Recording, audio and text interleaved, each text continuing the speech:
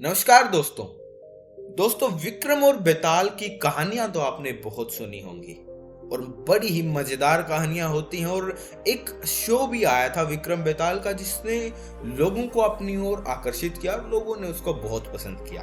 तो एक ऐसी ही कहानी, ऐसी ही क्या यही कहानी, विक्रम और बेताल की कहानी, शुरुआत इसकी कैसे होती है आज मैं आपको बताने वाला हूँ। बड़ी ही इंटरेस्टिंग कहानी है। चलिए बिना इंट्रोडक्शन के शुरू करते हैं। उससे पहले मैं आपको बताता हूँ कि इस कहानी में डूबने से पहले आप इस चैनल को सब्सक्राइब कर दीजिए, वीडियोस को लाइक कर दीजिए। इसको तो लाइक कर ही दीजिए क्योंकि ये अच्छी होने वाली है। आखिर में कर दीजिएगा अगर अच्छी लगे तो। चलिए शुरू करते हैं। विक्रम बेताल की प्रारंभिक कहानी कुछ इस प्रकार है। बहुत समय पहले की बात है। उज्जैनी नाम के राज्य में राजा विक्रमादित्य राज किया करते थे। राजा विक्रमादित्य की न्यायप्रियता, कर्तव्य निष्ठता और दानशीलता के चर्चे पूरे देश में मशहूर थे। राजा विक्रमादित्य की न्यायप्रियता को देखकर बहुत सारे लोग उनसे न्याय मांगने आते थे। राजा हर दिन अपने दरबार में लोगों की तकलीफों को सुना करते थे और उनका निवारण भी किया करते थे। एक दिन की बात है, राज दरबार लगा हुआ था।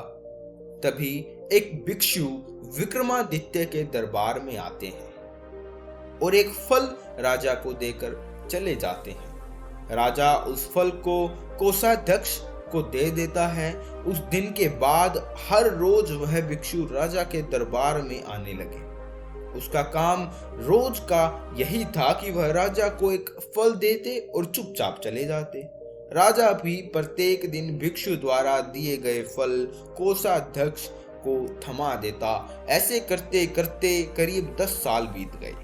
एक दिन जब भिक्षु फिर राजा के दरबार में आकर फल देता है तो इस बार राजा फल कोषाध्यक्ष को न देकर वहां पर मौजूद एक पालतू बंदर के बच्चे को दे देते हैं। यह बंदर किसी सुरक्षा कर्मी का था जो छूटकर अचानक राजा के पास आ गया था। बंदर जब उस फल को खाने के लिए तोड़ता है तो उस फल के बीच में से एक बहुमूल्य रत्न निकलता है।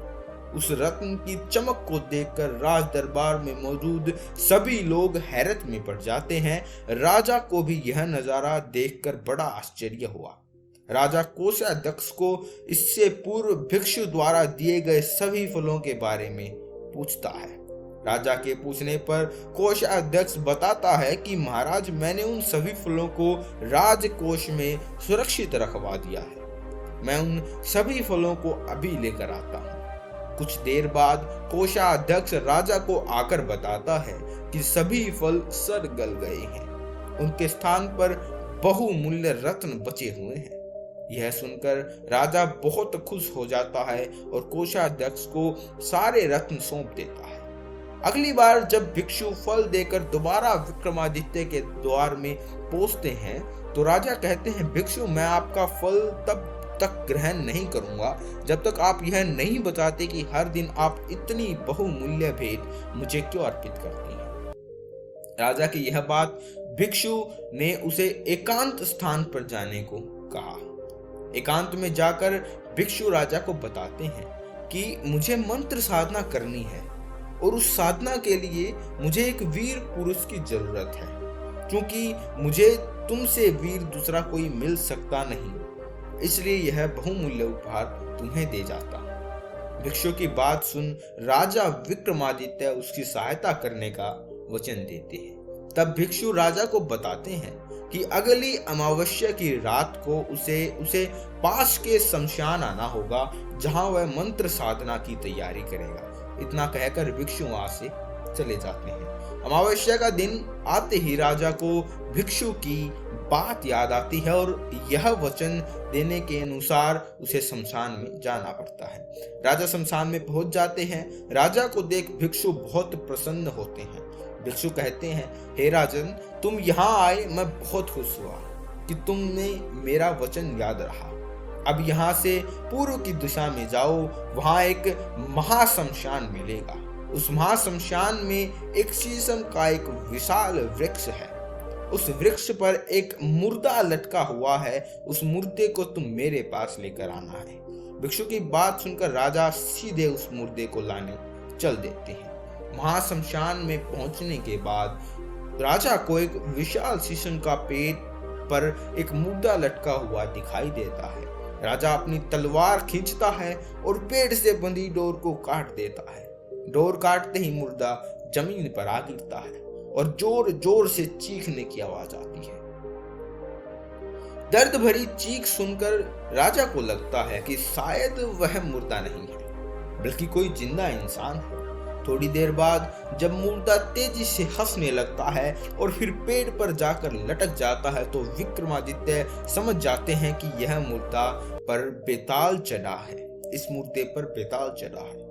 काफी कोशिश के बाद विक्रम बेताल को पेड़ से उतार अपने कंधे पर टांग लेते हैं। इस पर बेताल विक्रम से कहता है, विक्रम, मैं तेरे साहस को मान गया। तू बड़ा ही पराक्रमी है। मैं तेरे साथ चलता हूँ, लेकिन मेरी एक शर्त है कि पूरे रास्ते तू कुछ नहीं बोलेगा। विक्रम सिर हिलाकर हाँ में बेताल की बात मान लेता है। इसके बाद बेताल विक्रम से कहता है कि रास्ता लंबा है, इसलिए इस रास्ते को रोमांचक बनाने के लिए मैं तुझे एक कहानी सुनाता हूँ। तो यह थी विस्तार से राजा विक्र योगी और बेताल की आरंभिक कहानी। यही शुरू होता है बेताल पच्चीसी की 25 कहानियों का सफर, जो बेताल एक एक कर्म में विक्रम को सुनाता है। कहानियों के विक्रम बेताल के इस भाग में आपका स्वागत है और सभी 25वीं कहानियां मैं आपको इसी तरह इस पर्टिकुलर चैनल पर सुनाता रहूंगा। तो इन वीडियोस को देखते रहिए। ये पार्ट 1 है, पार्ट 2 भी आएगा, पार्ट 25 तक आएंगे, जिसमें आपको बहुत ही इंटरेस्ट भी आएगा। आपका मन चंचल है अगर तो स्थिर भी हो जाएगा और आपको इसमें बहुत कुछ सीखने को भी मिलेगा। आपका बहुत बहुत धन्यवाद कि आप यहाँ तक आए और फिर अगली कहानी के लिए मिलते हैं किसी और वीडियो में। तब तक के लिए बहुत बहुत धन्यवाद। इस चैनल को सब्सक्राइब कर दीजिए और वीडियो को जरूर से जरूर लाइक कर दीजिए।